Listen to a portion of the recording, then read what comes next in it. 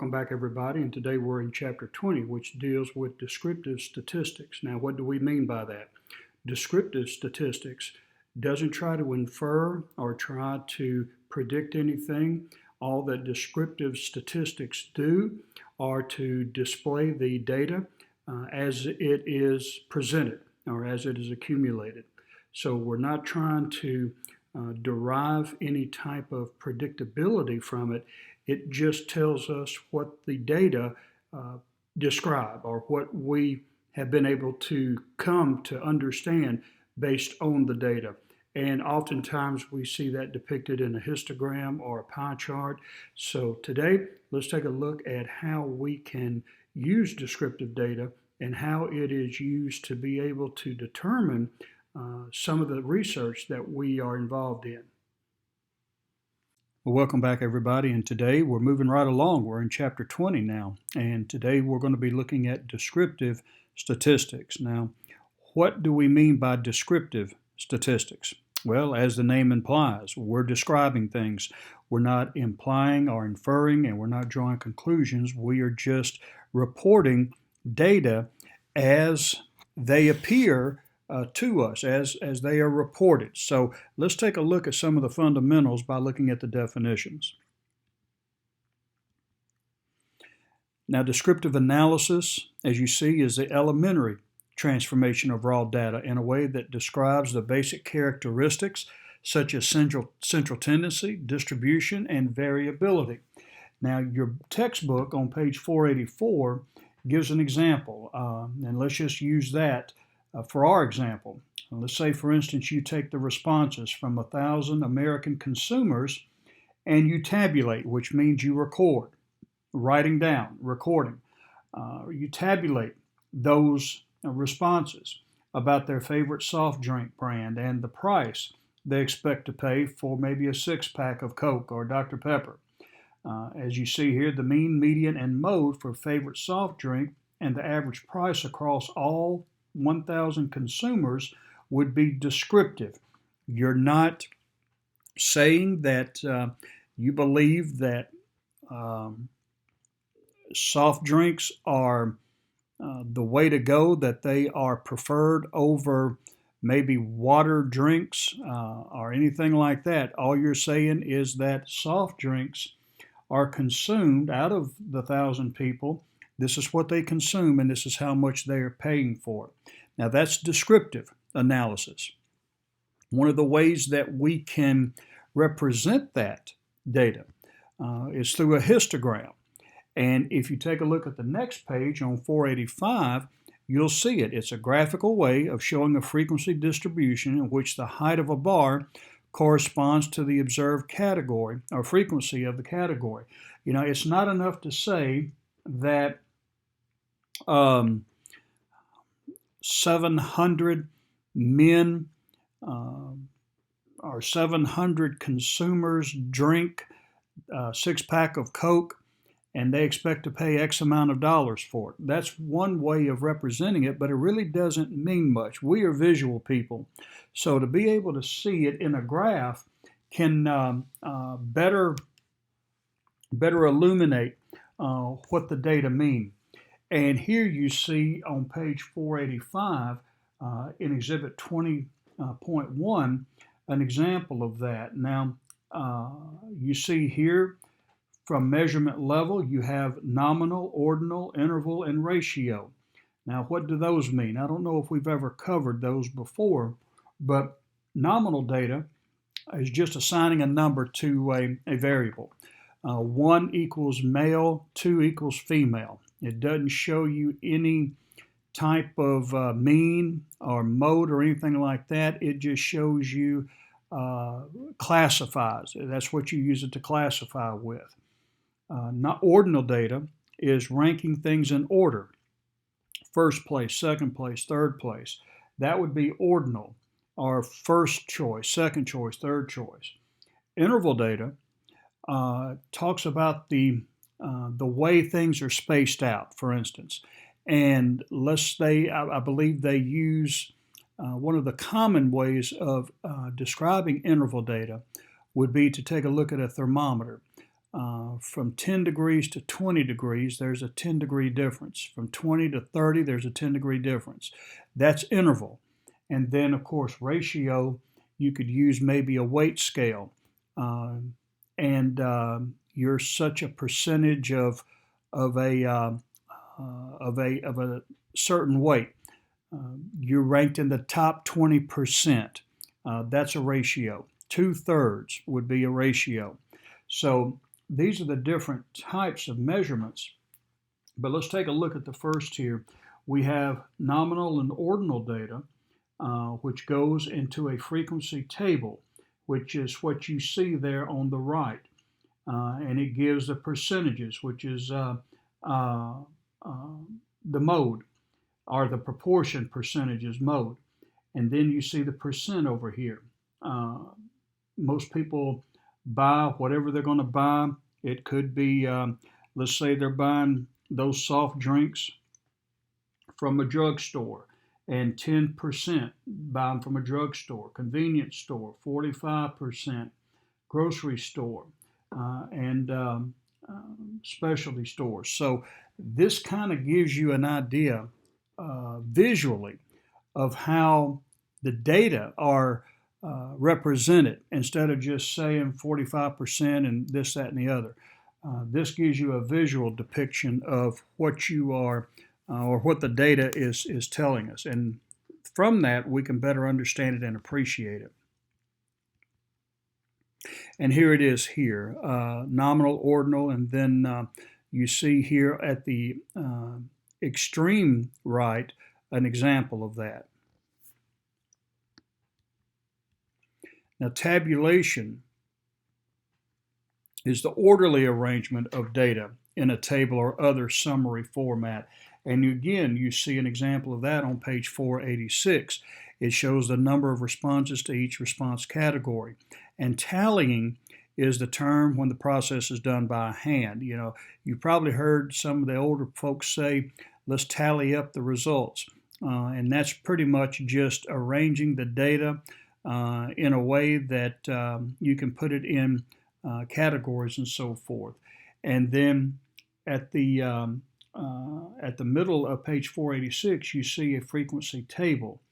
And it's a table showing the different ways respondents answered a question. And it's sometimes called a marginal tabulation. So let's take a look at that. We have drugstore, the frequency, the percentage. So out of all of this, 50 people shopped at a drugstore to buy whatever it was they were going to buy, whether it's a soda or whatever. That's 10% of the total. Convenience store, you had 225, and that's 45%. Now, over at the right, you see the cumulative percentage. And if we were doing intervals, you would take the top one, drugstore. Well, you don't have anything before it, so this begins the interval. So you would take the percent and move it over to cumulative percentage, and that would be 10. But let's say here, convenience store, you have a frequency of 225, which is 45% of the total. And then you would add the percent with the previous cumulative percentage of 10, and that would give you 55. And then you would move on to grocery store and take the percent, 35 plus 55 over at the previous cumulative percent, and then you would have 90, and so forth and so forth. That would be a frequency table. It's just showing you different ways respondents answered a question. Now, cross-tabulation. What you've seen so far is just a single variable, the number of ways or the places where people shop. But what if I wanted to compare data when it came to examining a variable? Well, that's where cross-tabulation comes in. Now, cross-tabulation looks at the research question, and they look at the relationships among multiple less than interval variables. And it results in a combined frequency table displaying one variable in rows and another in columns. Now, take a look at Exhibit 20.2 on page 487. And this gives you an idea. Compare it to the tabulation or the frequency table that you see on page 486. Page 486 is just a single dimension. How many people shopped by percent and cumulative percentage. But that doesn't tell you too much. What if I want to know how many male and female shopped at the grocery store and bought all of that stuff? Well, a basic frequency table won't tell me that. I need a cross-tabulation table. And that's what we see here on page 487 with Exhibit 20.2. Now, the question here is, as you know, many older people share a home with their grown children. Do you think this is generally a good idea or a bad idea? So that's the question. Now, I have the rows, which indicate good, bad, it depends, and don't know. But I also have columns, and it's broken down by total adults. And then I have gender, which breaks it down a little bit more. And then I have age, and I have different intervals of age. And all of that will give me an indication, not just in the number, but the different variables that can be used, or the different variables that represent those numbers, male, female, age, and so forth. So that would be an example of a cross-tabulation. And then you see also a different question, or worded differently, parents ought to provide financial help to their adult children when the children are having financial difficulties. So that would be a contingent, that would be another example of a cross-tabulation. But they're asking the same thing, kind of, would you help the kid out? And that's really what they're looking at. Do you believe in helping your children out? And you can see the breakdown with a cross-tabulation table more so than you could a frequency table. So those are the difference there. Now, a contingency table is a data matrix that displays the frequency of some combination of responses to multiple data or multiple variables. And we see that over here on page 488 with 20.3. You have different questions. Do you shop at Target? And you can take a look at it from a male standpoint. You can take a look at it from a female standpoint. And so you can take a look, and you have at the first in A, B, and C. You have pretty much, do you shop at Target? And then you can take a look at it by percentages. You can take a look at it by the total number and so forth, and by sex. And then marginals are the row and column totals in a contingency table, which are shown in its margins. So that would be a cross-tabulation example. Now, cross-tabulation, when it comes to percentage cross-tabulation, you have a statistical base. And as you see here, it's the number of respondents or observations in a row or column used as a basis for computing percentages. And if you take a look again on page 488, Exhibit 23, take a look at Part B and Part C. And in Part B, we see, as the textbook says, you're considering gender as the base. What percentage of men and women shop at Target? Now in Part C, you're considering Target shoppers as the base. And what percentage of Target shoppers are men? Now selecting either the row percentages or the column percentages will emphasize how you're going to compare and look at the distribution. Now the nature of the problem the researcher wishes to answer will determine which marginal total will serve as a base for computing percentages. So it's a judgment call on what the researcher is wanting to look at. Are you wanting to look at the total number of men or women? Or are you taking a look at shoppers in general? Now, elaboration and refinement. Elaboration analysis is an analysis of the basic cross-tabulation for each level of a variable, not previously considered, such as subgroups. Now, if you take a look at page 490, we not only have men and women, which we've looked at, That would be a single variable. Do you shop at Target? That would be another one. But what about adding another element to it, or a subgroup? Single and married, as you can see, would be another example of a variable that we could add to it to take a look at who shops at Target. And then a moderator variable is a third variable that changes the nature of a relationship between the independent and dependent variable. And it seems here that your marital status would be a moderator variable in this case. Notice the difference as you become married, how your shopping habits may change. So these would be examples of an elaboration, and it would also be by creating subgroups, and it would be a third variable when you take a look at adding even more to it to get an idea of who's shopping where, at least as far as this example is concerned.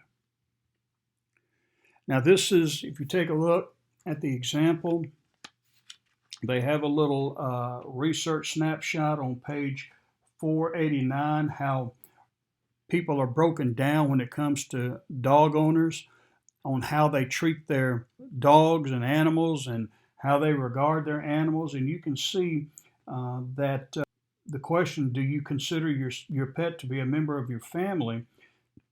And the first column says yes, 85% male, no, 12% male, 95% female said yes, and 3% said no. But they broke it down also by what they're allowing their pets to do. So this kind of gives you an idea of how much descriptive statistics can help you break down variables that can help you better understand your research. It's not just enough that people like their dogs in this case, but how much do they like their dogs, and in what ways do they demonstrate that? So it goes a little bit deeper than just saying, 85% liked it according to men, and 20% women liked their dogs, and so forth. So that's what these types of statistics will do for you. Cross tabulations, if you take a look, and we'll take a look at an example of it, but you can already see it on page 491.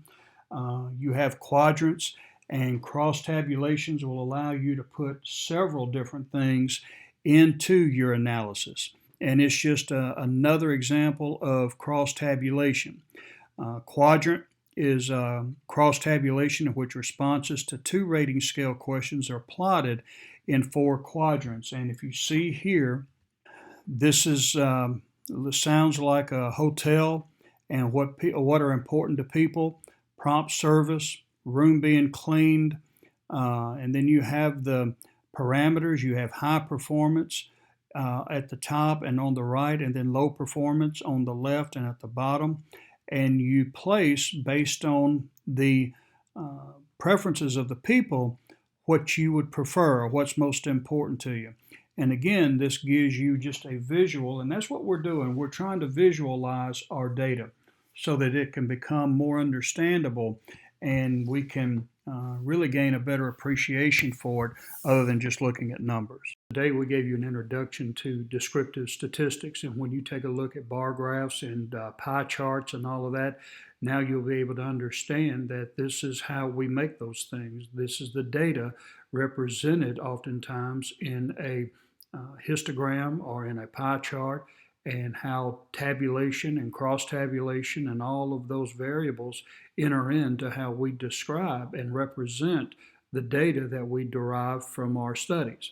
Well, that's all we have for today, and we'll come back tomorrow and continue on with descriptive statistics.